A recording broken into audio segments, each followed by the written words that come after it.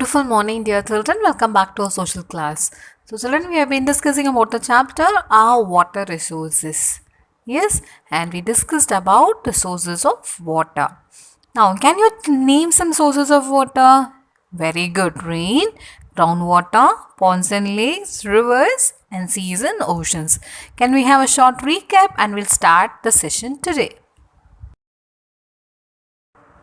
So we know that about 3/4 of the earth is covered with water, right? And 1% by land. Okay. So first, what is the most important source of water? It is rain.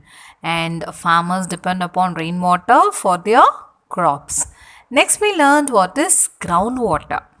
Yes, much of the rain that falls, what happens? It gets absorbed in the ground, and that is called as groundwater. So, during the rainy season, the groundwater will be increasing. Okay, children. Next, we discussed about ponds and lakes. So, an area of water surrounded by land is called a pond, and a lake is bigger than a pond, and rainwater collects in ponds and lakes. Next one is river. So rivers originate in the mountains and it gets water from the melting of the snow and rain. And I told you the river which carries water throughout the year, they are called as perennial rivers. Okay, and the rivers that originate from the plateaus get water only from the rain. So they almost dry up during the summer season due to the absence of rain. And the last topic was seas and oceans. So most of the water on the earth is in the seas and the oceans. Can we use salt water for a daily work? Never. But we can use salt water for drinking using the process of desalination. And I told you in the last video also what is desalination. Okay. So process of removing salt from water is called desalination.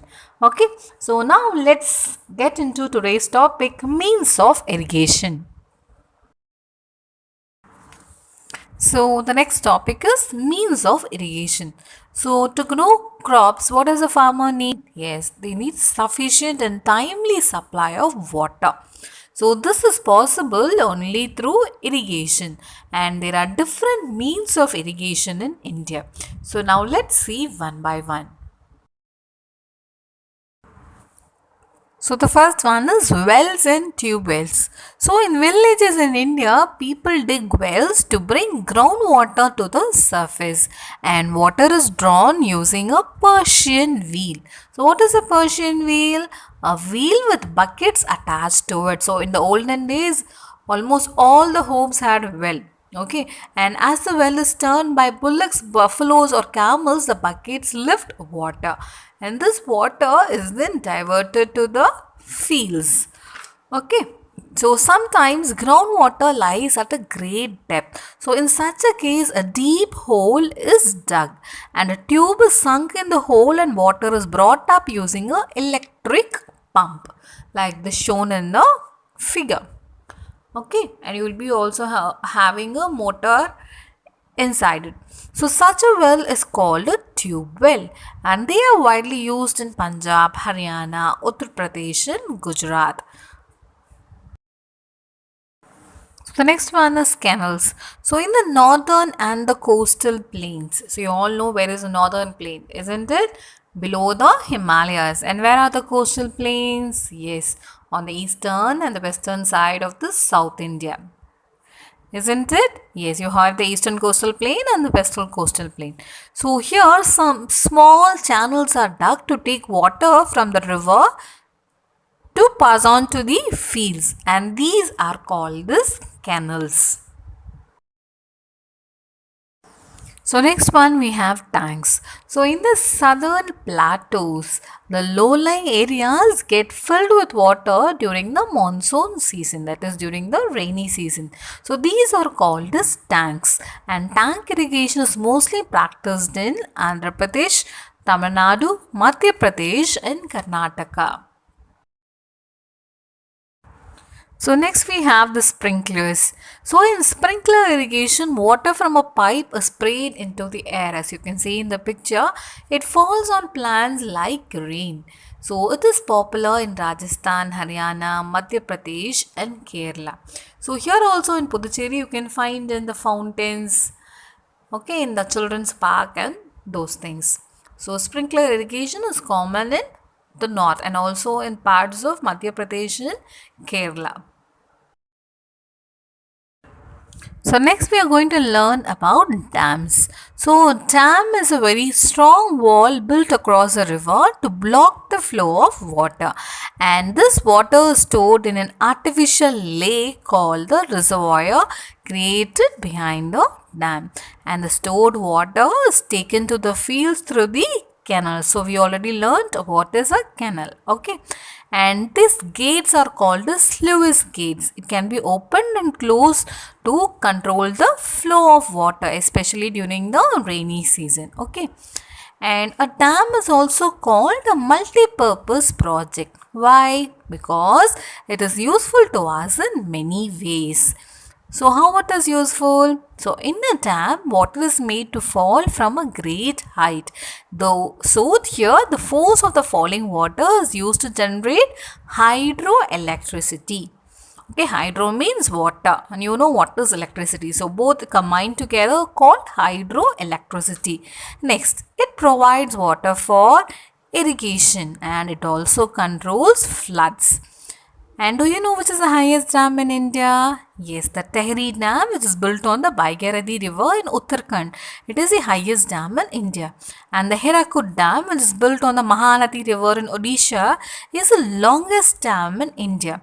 Now, can we see some dams on the map? Yes. So children, here are some important dams and rivers. So dams are called as multi-purpose projects, isn't it? So some of them are the Bakranangal Dam, which is built on the Sutlej River. Can you see in the extreme north you're having this Bakranangal Dam? Yeah. And the Damodar Valley project was built on the Damodar River and its tributaries. Can you see Damodar Valley which is circled in red? Yeah. Next you have the Sardar Sarovar Dam built on the Narmada River. Okay. And the last one is the Mettur Dam built on the Kaveri River. Okay. So last month and all we saw on the news about this Mettur Dam. Okay, the dam is getting filled because of the continuous rain. Okay, so these are the things you have to keep in mind regarding dams. So let's have a quick recap of what we have learned in this lesson. First, we learned about what are the important sources of water and why is water needed. Okay, so what are the sources of water again? Rain, groundwater, ponds, lakes, rivers, seas and oceans.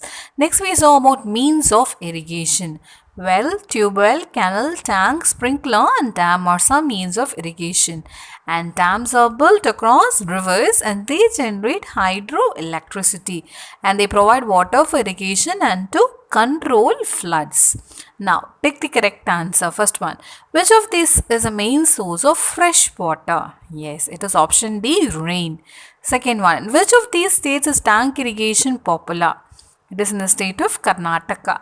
Option B. Third one. What is the wall built across a river called? It is called as a dam. Option C. Fourth one. On which river is a Mettur Dam built? Yes, it is built on river Kaveri. Option A. Next, Roman letter B, fill in the blanks. First one, rainwater that seeps into the ground and collects there is called dash. It is called as groundwater. Second one, channels which carry water from a river to the fields are called as canals. Third one, in dash irrigation, water is sprayed on plants in sprinkler irrigation. Fourth one, a lake created behind a dam is called a dash. It is called a reservoir. Fifth, electricity generated from falling water is called hydroelectricity. So children, complete your classwork neatly with legible handwriting. Okay, take care and be safe children. See you soon.